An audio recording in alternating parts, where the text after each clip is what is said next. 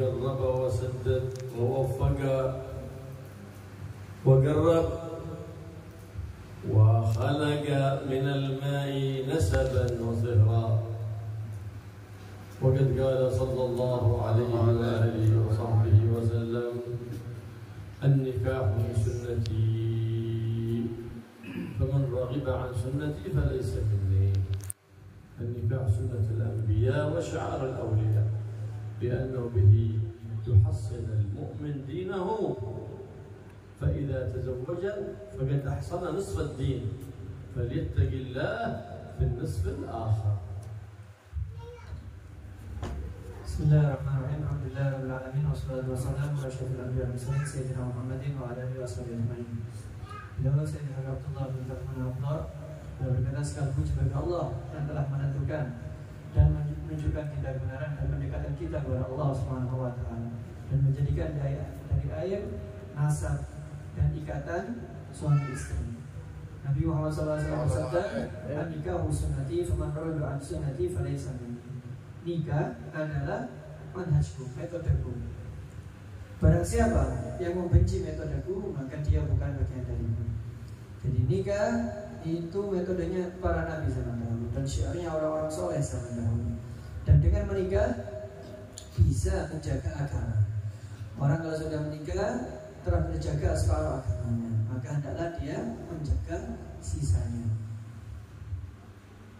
وكان رسول الله صلى الله عليه وسلم يكثر من هذه الدعوة المباركة التي هي آية من القرآن العظيم، وهي: ربنا آتنا في الدنيا حسنة وفي الآخرة حسنة وقنا عذاب النار. قال العلماء: الحسنة في الدنيا هي أن يرزقك الله زوجة صالحة. وقد قال صلى الله عليه وسلم: الدنيا متاع وأفضل متاعها إيش؟ قال: الزوجة الصالحة. Nabi Muhammad SAW beliau sering mengulang-ulang doa ini, dan doa ini adalah salah satu bagian dari ayat Al-Quran. Doanya adalah: Rabbana atina fid dunya hasanah wa fil akhirati hasanah wa qina adzabannar. Ya Allah, berikan aku kebaikan di dunia. Apa maksudnya kebaikan di dunia? Kebaikan di dunia salah satu maknanya adalah istri yang salehah. Sebagaimana sabda Nabi Muhammad SAW, "Ad-dunya mata'ah." Dunia ini hanya perhiasan. Wa khairu mata'iyya, dan sebagai perhiasannya adalah az-zawjatu salihah, istri yang salehah. حسنة في الدنيا وفي الآخرة حسنة ودخول الجنة وأن تكون قرب النبي محمد صلى الله عليه وسلم. هذه حسنة يومية. حسنة أن يرزقك الله ذرية صالحة في الدنيا. حسنة في الدنيا. حسنة في الدنيا أن يرزقك الله مالا صالحا يعينك على طاعة الله وعلى طاعة حبيب الله ومصطفاه، لا يشغلك عن الله ولا يوقعك فيما حرم الله، تأخذه من الحلال وتضعه في محله.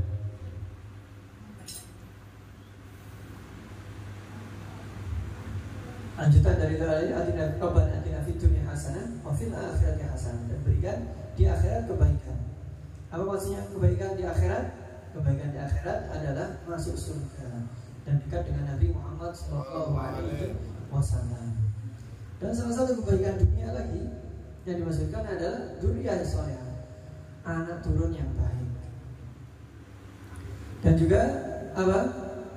Harta yang baik. Salah satu kebaikan dunia yang diminta adalah harta yang baik, harta yang bisa membantu kita untuk taat kepada Allah Subhanahu wa taala, taat kepada Nabi Muhammad SAW, tidak membuat kita lalai dari Allah Subhanahu wa taala, tidak membuat kita jatuh kepada hal-hal yang diharamkan oleh Allah Subhanahu wa taala. Harta yang kita dapatkan dengan cara yang baik dan kita gunakan dengan cara yang baik. Kita dapatkan dengan cara yang halal dan kita gunakan untuk hal yang baik. حسنة في الدنيا أن يرزقك الله ابنا صالحا بارا. لهذا كان من نيات النكاح، إنها من نيات عندما يتزوج ينوي أن الله يرزقه ذرية صالحة. لابد أن يتسبب الإنسان في الذرية. أول سبب أن يختار زوجة صالحة، زوجة ذات دين تهتم بأمر دينها. إذا فاتتها صلاة حزنت، إذا فاتتها طاعة حزنت، إذا وقعت في شيء من المخالفات حزنت. هذا علامة أن الإيمان في القلب. أما الذي يترك الواجب ويعصي ثم في الصباح يسبح وقد يصفق ويلعب ويلهو، هذا علامة أن الإيمان قد انطفأ من قلبه والعياذ بالله. ولو كان الإيمان موجود في القلب لبادر بالتوبة والاستغفار وحزن على ما وقع به من مخالفات، وأبدل تلك السيئات بحسنات جديدات. Salah satu hasanah dunia, kebaikan dunia adalah anak yang baik, diberi anak yang berbakti kepada orang tua.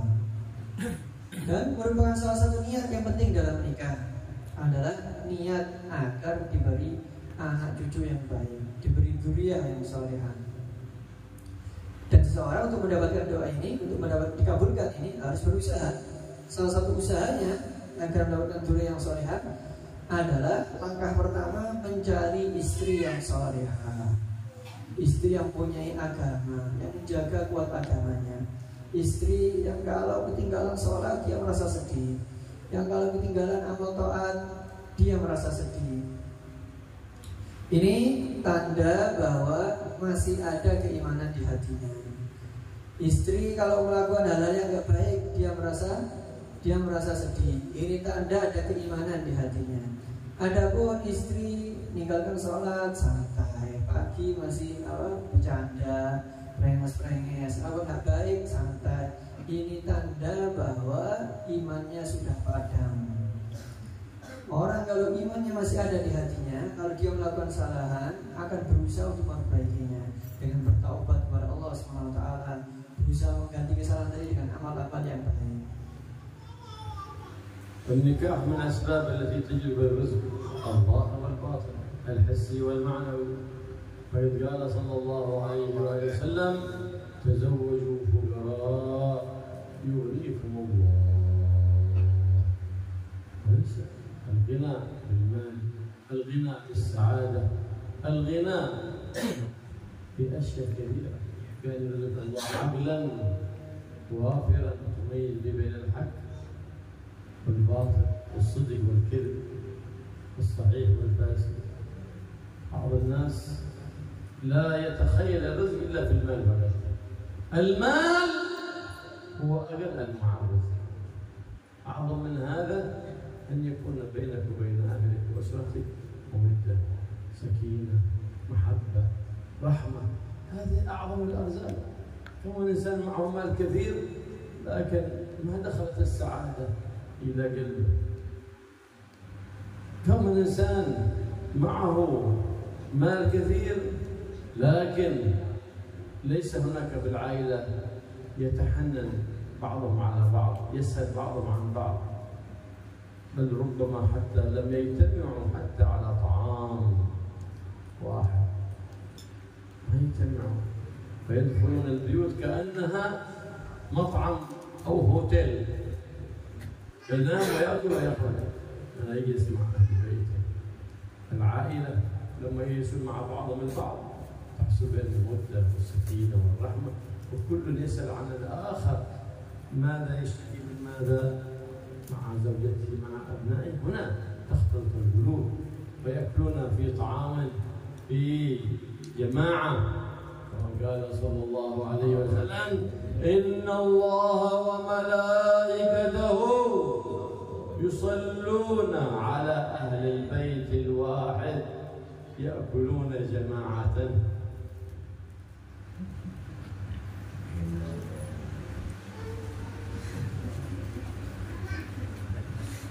Nikah merupakan sebab diberikannya rezeki zahir dan batin oleh Allah Subhanahu wa taala. Rezeki hissi dan ma'nawi. Sabdanya Nabi Muhammad sallallahu alaihi wasallam, "Tazawwaju fuqara yugnikumullah."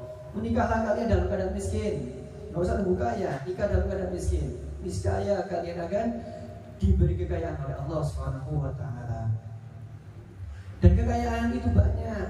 Kekayaan bisa dengan harta, bisa dengan kebahagiaan, bisa banyak hal, bisa dengan akal yang sempurna. Itu bagian dari kekayaan, bagian dari rezeki. Bagian dari rezeki, akal yang sempurna, bisa membedakan mana baik, mana yang buruk, mana yang benar, mana yang bohong. Ini salah satu rezeki yang luar biasa. Tapi sayangnya, kebanyakan orang yang ada di kepala mereka ketika diucapkan rezeki, yang terbersit hanya uang. Rezeki sama dengan uang. Ini pemahaman yang salah. Justru uang adalah rezeki yang paling rendah yang diberikan oleh Allah Subhanahu wa taala. Ada rezeki yang jauh lebih agung daripada sekedar uang. Salah satunya adalah kasih sayang. Kasih sayang dengan keluarga, satu sama lain menyayangi, keluarga rukun, guyup, satu sama lain saling nanya. Rizki yang paling agung lagi yang diberikan oleh Allah SWT adalah kebahagiaan, merasa nyaman, merasa tentram. Jadi betapa banyak orang yang punya uang yang banyak, akan tetapi tidak merasa bahagia sama sekali. Terus sumpah, galau, depresi. Betapa banyak orang punya uang banyak, tapi keluarganya gak rukun. Tidak ada kasih sayang satu sama lain. Orang tua dengan anaknya biasa-biasa saja, anak dengan orang tua biasa-biasa saja. Tidak ada saling ngobrol, tidak ada komunikasi. Makan sendiri-sendiri. Jadi anak masuk rumah, makan, keluar, kayak warung. Orang tua bapak masuk rumah, tidur, besok keluar lagi, kayak hotel. Tidak ada kasih sayang sama sekali. Jadi keluarga ketika berkumpul, ngobrol, komunikasi satu sama lain, saling nanya gimana kabarnya, menghadapi masalah apa, ini bertanya, ini ngasih solusi, akan apa? Akan terjadi ketenangan, akan nikmat. Allah menurunkan rahmat kepadanya. Apalagi sambil makan berjamaah, akan semakin apa? Mengingatkan hati. Nabi Muhammad SAW berjamaah, Nabi Muhammad SAW bersabda, Allah SWT dan para malaikat memberikan rahmat kepada keluarga yang makan bersama. Nah, قد علمنا النبي محمد صلى الله عليه وسلم الأداء في كل شيء. أداء بالطعام، أداء بالشراب، أداء بالمنام، أداء بالنكاح. كيف لما تدخل على زوجتك ايش بتسوي؟ ايش لا تهدأ؟ علمنا النبي محمد. تدخل وانت على طهارة وتصلي ركعتين سنة الزفاف، وصلي ركعتين سنة الزفاف لله تعالى، الله أكبر، وتقرأ الفاتحة والكافرون، وفي الثاني الفاتحة وسورة الإخلاص، بس ما تطول الله. ثم إذا فرغت من الصلاة تمسك بناصية المرأة هكذا، خلاص اللهم عقد في ناصيتها الخير وسد بها إلى الخير. اللهم بارك لكل منا في صاحبه. هكذا السنة. هكذا السنة. والنبي محمد صلى الله عليه وسلم لما عقد سيدنا علي على سيدنا فاطمة الزهراء دخل وبرك عليهما وجيء له بالماء فقرأ عليه ونفث فيه ثم سقاهما منه ونضح فيهما منه تبركا بريقه صلى الله عليه وسلم. وهكذا ريق الصالحين ينبغي التبرك به تحصل البركة في الزوجين، وإذا تباركا خرج منهما ذرية مباركة صالحة.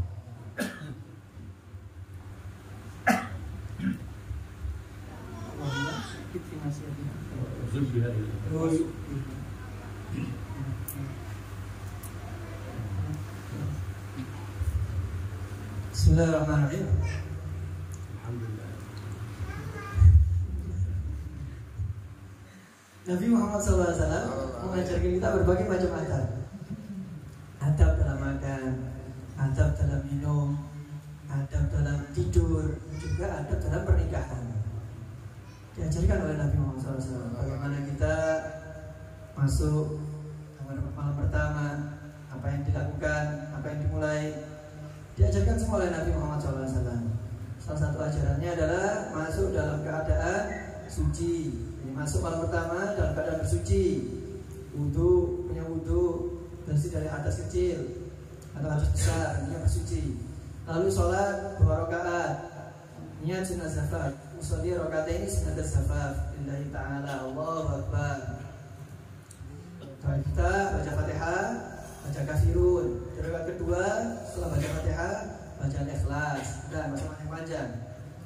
Setelah itu apa? Memegang ubun-ubun istrinya, dipegang sambil didoakan. Allahumma aqim fi nasihatiha khair wa asbiha ilal khair. Ya Allah, ikatkanlah di ubun-ubunnya kebaikan dan tuntutlah dia kepada kebaikan. Dulu ketika Rasulullah SAW menikahkan Sayyidina Ali dengan Sayyidah Fatimah radhiyallahu anha, Rasulullah masuk ke kamar, mendoakan mereka berdua dan mengambilkan air, didoakan sama Rasulullah SAW, diminumkan ke kedua mempelai dan dicipratkan kedua mempelai tadi. Tabarukan dengan ludahnya Nabi Muhammad SAW. Sekarang Nabi sudah tidak ada, berarti siapa? Ya penerusnya, orang-orang soleh. Minta air ke beliau, nanti digunakan untuk apa? Untuk malam pertama. Dengan cara seperti ini, niscaya pernikahannya akan penuh berkah. Kalau pernikahannya penuh berkah, niscaya akan lahir dzurriyyah yang diberkahi oleh Allah Subhanahu wa taala. ثم بعد ذلك ينبغي أن يكون بينهما حديث يتحدث معها لتستأنس به ويستأنس بها، لأنها كانت قبل ذلك أجنبية فصارت الآن هي أقرب الناس إليها، يرى منها ما لا يراه والدها ولا أمها، وترى منه ما لا يرى غيرها. سبحان الله. بينهما الكلام والطعام، ربما يطعمها لقمة في فيها وتطعمه لقمة في فيه، فقد قال صلى الله عليه وآله وسلم وفي امرأتك صدقة، وفي امرأتك، أي حتى ما تداعبها وتلاعبها وتأخذ بخاطرها وتضاحكها وتطعمها، تحصل بهذا أجر وثواب من أن تطمئن النفوس وترتاح النفوس. ثم بعد ذلك يقدم على ذلك قبلة رسولا بينه وبينها، فحينئذ بعد ذلك إذا أراد أن يقربها يتعصب للشيطان، لأن الشيطان يريد أن يشاركك في المال والعيال، فأنت تتحصن منه. إذا أخذ ذلك قل بسم الله الرحمن الرحيم أعوذ بالله من الشيطان الرجيم. لبست ثيابك بسم الله الرحمن الرحيم. أردت أن تأتي أهلك قبل أن تجاهد بسم الله اللهم جنبنا الشيطان وجنب الشيطان ما رزقتنا. إذا قدر الله لك مولود محفوظ من مس الشيطان، فأنت تسببت مع زوجتك في ذلك الولد الصالح. بماذا؟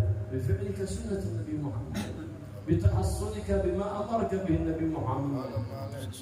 الأب والأم سبب في صلاح الأبناء، فإذا صلح الآباء والأمهات صلح الأبناء والبنات، فبصلاحهم تصلح الذريات. الله يرزقنا زوجات صالحات عابدات طائعات بجاه النبي محمد سيد البرية. وأكثر من هذه الدعوة المباركة ربنا آتنا في الدنيا حسنة وفي الآخرة حسنة وقنا عذاب النار، فإنها دعوة جامعة شاملة لخيرات الدنيا والآخرة، فأكثر منها تحوز خيرات الدنيا والآخرة. واسأل الله دائما البركة في المال والأهل والعيال، فإن الله سبحانه وتعالى يستجيب الدعوات خصوصا في أوقات الاستجابات. تحرها بدعوة الصالحة. ومن أبطأ عليه الزواج فليكثر من هذه الآية 100 مرة كل يوم: رب إني لمن أنزلت إلي من خير فقير، فيرزقه الله بإذن الله زوجة صالح وهذه زوجات صالحات طائعات عابدات راضيات مرضيات لله رب البريات، وإني لكم الحاجات بلغنا كل أمنيات، واجعلنا وإياكم من حسن الحصين من جميع الأذيات، بحرز المكين من الذنوب والخطيئات، بجاه النبي محمد صلى الله عليه وآله وسلم سيد السادات، والحمد لله رب العالمين.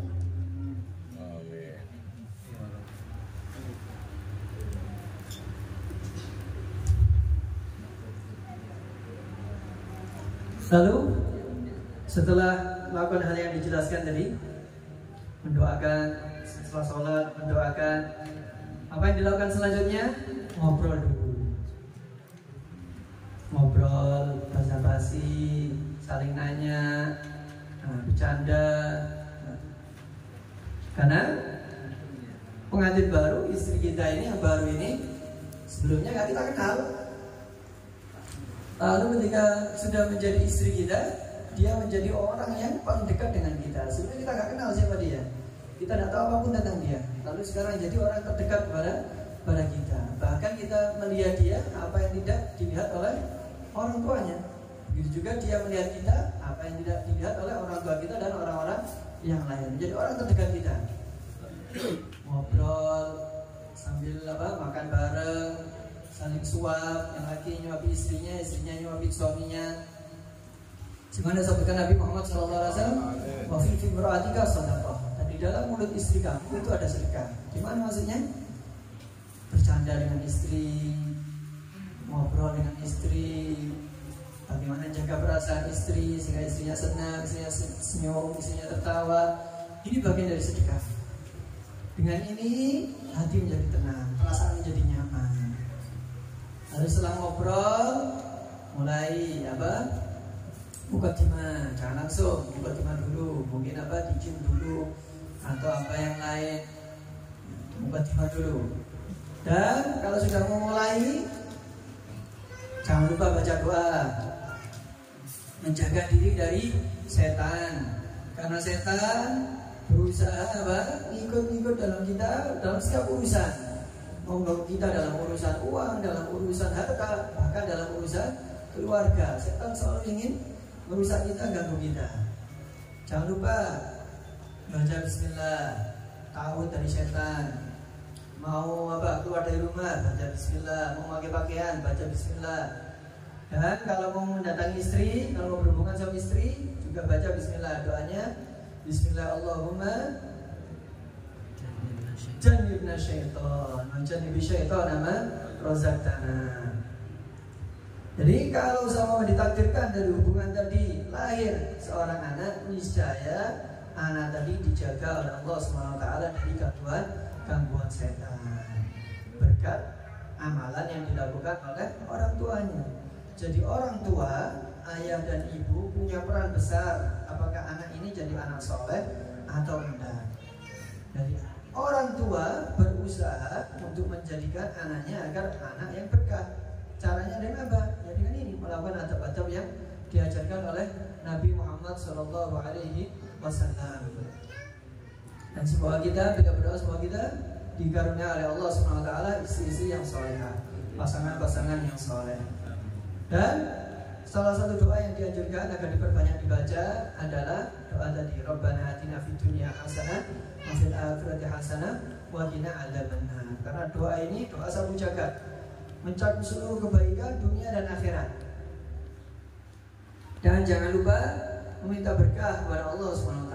Doa kepada Allah agar diberi keberkahan dalam harta, keluarga, istri, semoga diberi keberkahan oleh Allah Subhanahu wa ta'ala. Karena Allah SWT akan mengabulkan doa-doa kita.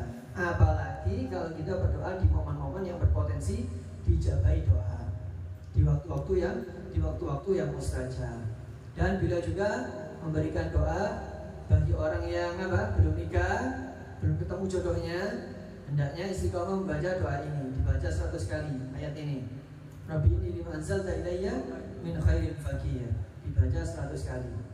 insya Allah dimudahkan jodohnya oleh Allah Subhanahu wa Ta'ala.